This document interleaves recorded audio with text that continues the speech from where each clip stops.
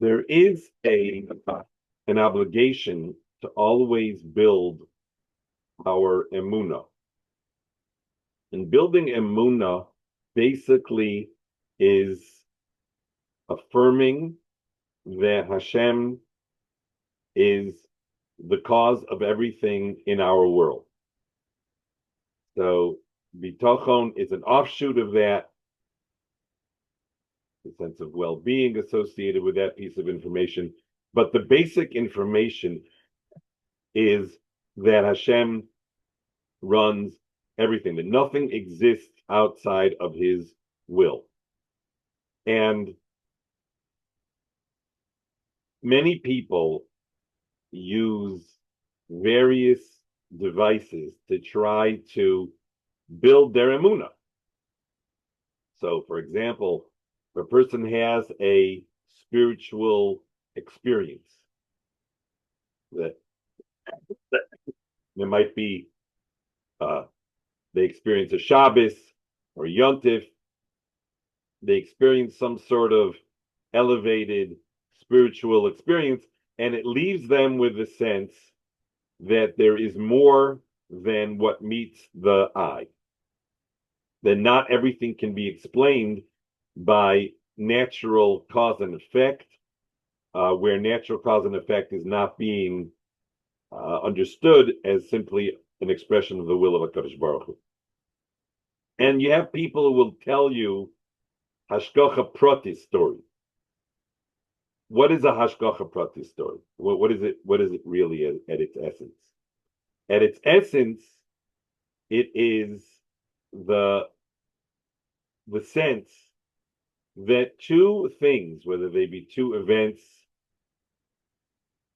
two things that don't necessarily correlate, nevertheless came together. So those events are, you might say, statistically random. That means that they shouldn't have anything to do with one another, but they came together.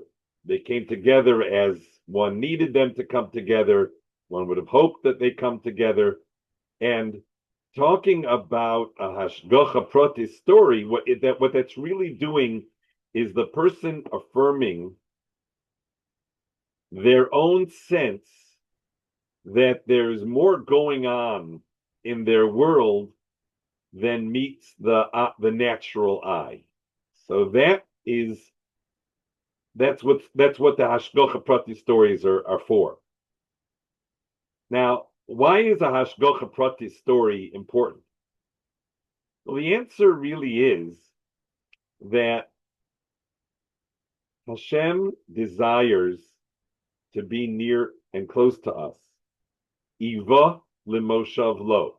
Kadosh Baruch Hu wants to be extremely present in our world, in our lives. In fact, he wants to be so present that his presence fills everything. Melo kol haaretz kavoda. So that is clear. Iva lemoshav lo, that HaKadosh Baruch Hu is yearning, kiviyachol is yearning to be close to us. That is taught unambiguously. The more interesting question is, are we desiring that proximity? Have we thought through what our lives would look like, feel like, be like, if we welcome the Kadosh Baruch Hu's presence the same way that he is yearning for his presence to be close to us? And if you take a simple poll, both within yourself and outside, you take a simple poll and you say, are you interested? Does it feel like a positive thing if Hashem was always intimately present in your life, in your world? How would that be? How would that feel? How would that work for you? And most people, they kind of like it to remain on the level of Hashgacha Pratis stories. Because Hashgacha Prati stories are interesting, they're anecdotal, but nobody else really gets so moved by somebody else's Hashgacha Prati story. It isn't universally compelling. It is something that is a gift. The person feels that. But if you ask him, what if it turned out that your Hashgacha Prati story was really a compelling statement of Hashem's intimate presence? What would the rest of your day look like? What would the rest of your week look like? What would the rest of your life be? And so every person is going to answer that question differently. I don't claim to have the answer for anybody else in the world. However, there is an interesting story that is not just about Hashgacha Pratis. And that is that there are events in the history of Klal Yisrael, events in our lives, which are somehow tied to a date.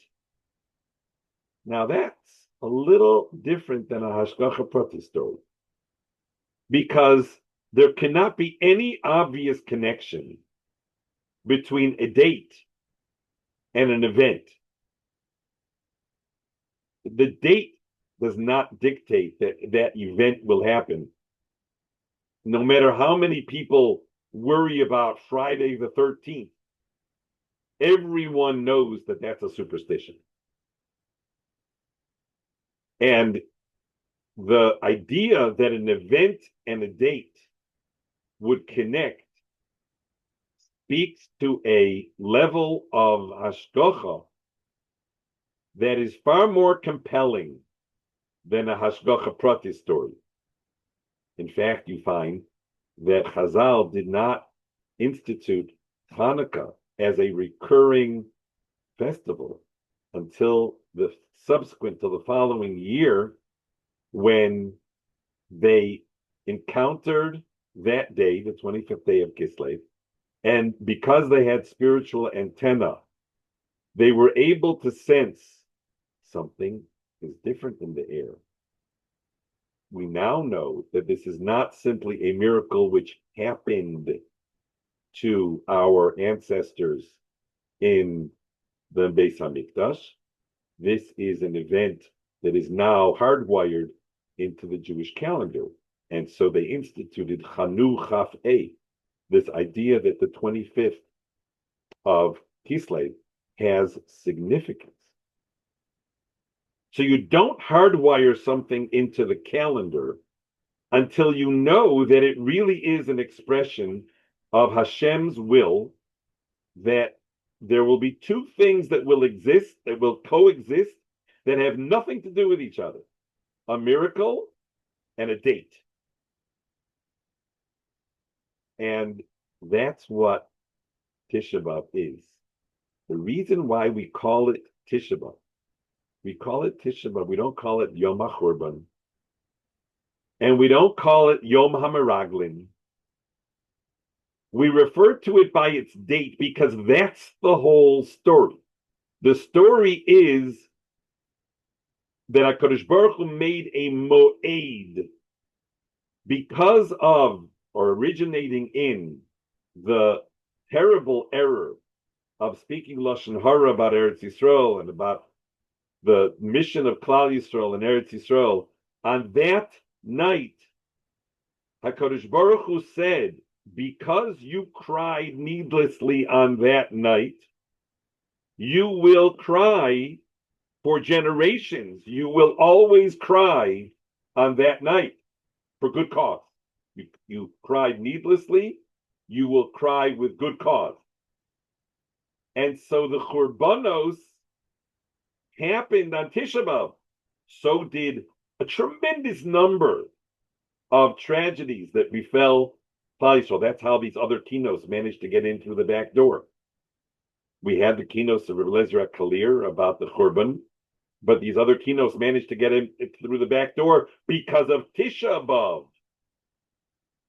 So when you say a date, you are announcing that there is now a relationship between these tragic events, kara olai moed lishbor bachurai, that HaKadosh Baruch Hu set the date.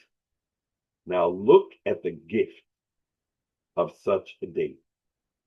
If somebody wants to affirm their Emunah,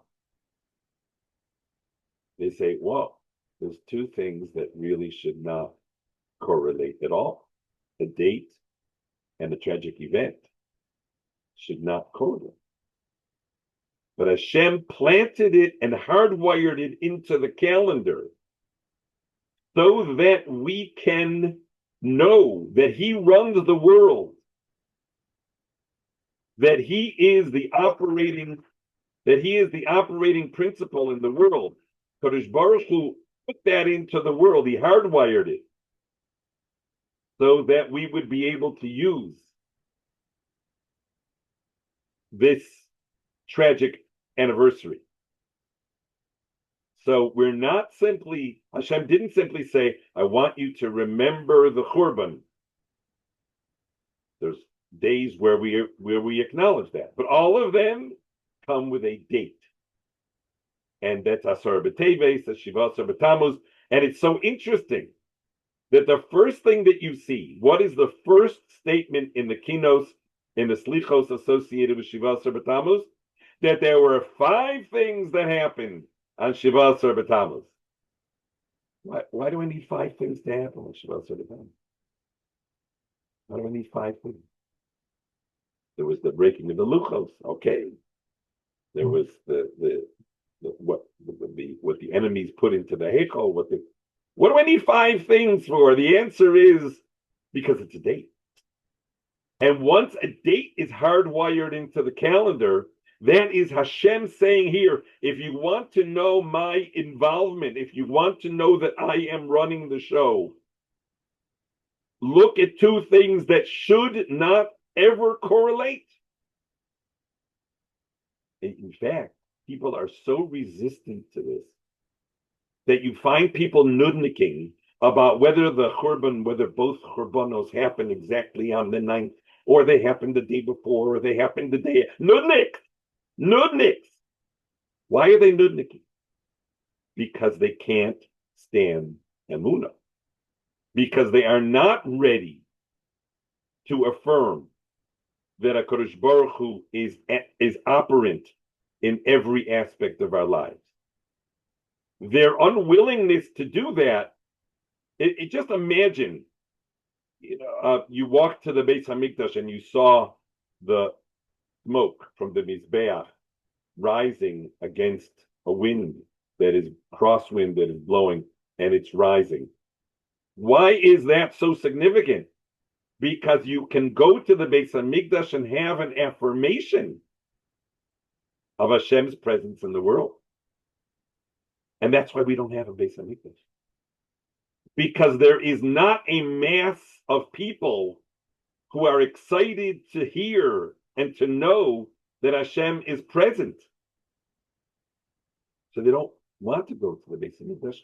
And if you tell them about this date, they'll start nudniking. Well, it isn't exactly on the 9th. It's not exactly on the 5th. Really? That's your problem. That's your problem. They're a nudnik. And the answer is they're a nudnik for a good reason. They're a nudnik for the same reason that we opened this conversation. If somebody were to ask you, let me give you a modern an example straight out of my fantasy. Imagine that in every single shul in the world, every shul, there was a makel shaked, there was an almond staff. And every single year on Rosh Chodesh Av, the anniversary of the passing of Aaron HaKohen, in every single shul in the world, that staff sprouted, come back on the 2nd of Av, it's over. What are people starting to do? Is everybody going to shul to see it? Probably. Probably most people go to shul to see it. And everybody is going to Google, what's the trick? And everybody wants to go find some shul where it didn't sprout. What are you looking for? What are you being a nudnik about? Hashem said that there won't be mun on the Shabbos. So Dosan and Aviram go out with what? With what? With a few perurim, with a few crumbs of mun. What? What do you accomplish? With tens of thousands of acres of mun for Klal Yisrael every single day. And today, there's a few little crumbs where you think that people won't realize that these crumbs were put by a person and they're not the mun. And the answer is because Emunah is something that a person needs to work on every single day of his life. That's why Chazal and Torah tells us we need to affirm that Emunah morning and night. We need to claim and proclaim that HaKadosh Baruch Hu is absolutely echad, and that there is no other force in the world. And if you don't proclaim it every single day, you're going to get into trouble, because there's a human tendency to want to distance ourselves from the intimate presence of HaKadosh Baruch Hu, and that's what keeps us that's what keeps us and prevents us from being able to have the Geula. Because as much as HaKadosh Baruch Hu is yearning for the Geula, he's yearning, Ival Nemoshavlo, he's yearning for that intimacy, but we have to ask ourselves if we're yearning for that intimacy, which means if the piece of news, which is the statement, I now have clarity that HaKadosh Baruch Hu runs everything in my world, if that clarity is good news, then we're doing well. If that clarity is good news, then we'll be yearning for it. Then both sides of the story are both yearning for each other. And you have a shira shirim, you have a song of intimacy between Klal Yisrael and HaKadosh Baruch Hu. But so long as there are people who are Googling, I want to know how that staff, what's the trick? And let's see if we can find a shul where it didn't sprout. Let's see if we can make a shul where it doesn't sprout. What are you looking for? And the answer is because when you have something this compelling, and the date is absolutely compelling, you can't budge it. And once you can't budge something, people start getting nervous because they're not good at acknowledging Shema Yisrael Hashem Elokeinu Hashem Echad. And everybody's looking to sort of wiggle out of it somehow and make a nice Hashgacha Prati story, which is as nice as it is, it's not compelling. A date and an event are an absolutely compelling connection. That is, those are not two things that are meant to correlate. And yet, HaKadosh Baruch Hu says, Kara alai mo'ed, Yishmor Bachurai, if there's going to be a mo'ed, and from that mo'ed you can know about all the other mo'adim, all of the wonderful mo'adim, and those mo'adim also carry with them the message and the inspiration of those days, where again, then you can see from this date and these events, you can see that all dates and all events in the Jewish calendar are all expressions of HaKadosh Baruch Hu's omnipotence and personal involvement in the life of the Jewish people.